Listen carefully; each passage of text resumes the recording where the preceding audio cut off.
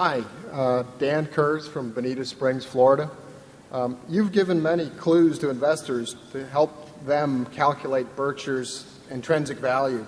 I've attempted to calculate the intrinsic value of Berkshire using the discounted present value of its total look-through earnings. I've taken Berkshire's total look-through earnings and adjusted them for normalized earnings at Geico, the Supercat business, and General Re. Then I've assumed that Berkshire's total look-through earnings will grow at 15% per annum on average for 10 years, 10 years per annum for years 11 through 20, and that earnings stop growing after year 20, resulting in a coupon equaling year 20 earnings from the 21st year onward. Lastly, I've discounted those estimated earnings stream at 10% to get an estimate of Berkshire's intrinsic value.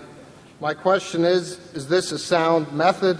Is there a risk-free interest rate, such as a 30-year Treasury, which might be the more appropriate rate to use here, given the predictable nature of your consolidated income stream? Thank you. Well, that is a very good question, and because that is the sort of way we think in terms of looking at other businesses. Investment is the process of putting out money today to get more money back at some point in the future. And the question is, how far in the future, how much money, and what is the appropriate discount rate to take it back to the present day and determine how much you pay. And I would say you've stated the approach. I couldn't state it better myself. The exact figures you want to use, whether you want to use 15% gains in earnings or 10% gains in the second decade, I have no comment on those particular numbers, but you have the right approach. We would probably use a lower discount factor in evaluating any business now under present day interest rates. Now, that doesn't mean we would pay that figure once we use that discount number, but we would use that to establish comparability across investment alternatives. So if we were looking at 50 companies and making the sort of calculation that you just talked about, we would probably use the long-term government rate to discount it back, but we wouldn't pay that number after we discounted it back. We would look for appropriate discounts from that figure. But it doesn't really make any difference whether you use a higher figure and then look across them, or use our figure and look for the biggest discount. You've got the right approach, and then all you have to do is stick in the right numbers. And you mentioned in terms of our clues, we try to give you all of the information that we would find useful ourselves in evaluating Berkshire's intrinsic value. In our reports, I can't think of anything we leave out that if Charlie and I had been away for a year and we were trying to figure out, look at the situation fresh, evaluate things, there's nothing, in my view, left out of our published materials. Now, one important element in Berkshire, which is a secondary factor that gets into what you're talking about there, is that because we retain all earnings and because we have a growth of float over time, we have a considerable amount of money to invest.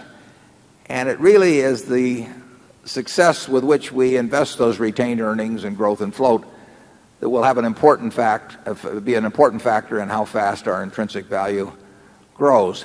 And to an important extent,